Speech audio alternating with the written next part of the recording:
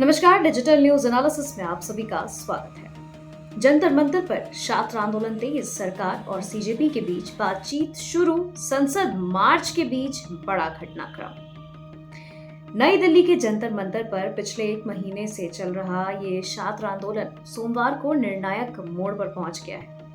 NEET परीक्षा में कथित पेपर लीक और शिक्षा व्यवस्था में जवाबदेही की मांग को लेकर के प्रदर्शन कर रहे छात्रों और कॉकरोच जनता पार्टी यानी सीजेपी के आंदोलनकारियों ने संसद मार्च का आह्वान किया है। जी हाँ, बड़ी संख्या में छात्र और युवा प्रदर्शन भी शामिल हुए हैं, जिससे राजधानी के कई इलाकों में सुरक्षा व्यवस्था काफी कड़ी कर दी गई है। इस बीच आंदोलन से जुड़ा एक अहम घटनाक्रम भी सामने आया है। आपको बता दें कि सीजेपी के मुख्य प्रवक्ता सौरभ दास और आशुतोष रांका ने बताया है कि सरकार की ओर से उनसे संपर्क किया गया है और उन्हें केंद्र मंत्री और भाजपा के पूर्व अध्यक्ष यानी जेपी नड्डा से बातचीत के लिए बुलाया गया है। आंदोलन शुरू होने के बाद यह सरकार और प्रदर्शनकारियों के बीच पहली औपचारिक बातचीत मानी जा रही है। दूसरी ओर 23 दिनों से भूख हड़ताल पर बैठे आंदोलन के प्रमुख चेहरे सोनम वांगचुक ने भी अपनी रुख में बदलाव के संकेत दिए।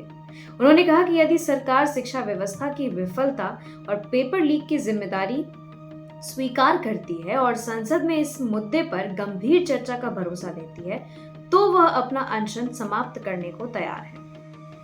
उनके हालिया पत्र में केंद्रीय शिक्षा मंत्री धर्मेंद्र प्रधान के इस्तीफे की मांग का उल्लेख नहीं था, जिस पर सीजेपी ने स्पष्ट किया कि फिलहाल प्राथमिकता शिक्षा व्यवस्था में सुधार और छात्रों की मांगों पर ठोस कार्रवाई है।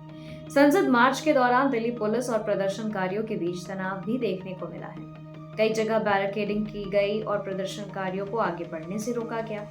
पुलिस की कार्रवाई को लेकर विपक्षी नेताओं ने भी सरकार पर सवाल उठाए। कांग्रेस सांसद शशि थरूर ने कहा कि शांतिपूर्ण प्रदर्शन पर लाठीचार्ज उचित नहीं है और सरकार को संसद में छात्रों के मुद्दों पर चर्चा करना चाहिए। उधर संसद का मॉनसून सत्र भी शुरू हो चुका है। विपक्ष ने नीट पेपर लीक, शिक्षा व्यवस्था की जवाबदेही और छात्र हितों के मुद्दे सदन में उठाने की बात कही है। वहीं सरकार का कहना है कि वह लोकतांत्रिक तरीके से संवाद के पक्ष में है और सभी पक्षों से बातचीत के लिए तैयार है।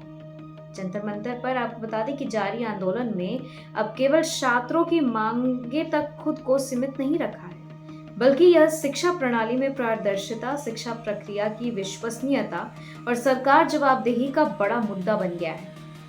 अब सभी की नजर सरकार और सीजेपी के बीच होने वाली बातचीत के नतीजे पर टिकी है, जिनसे आंदोलन की आगे की दिशा तय हो सकती है।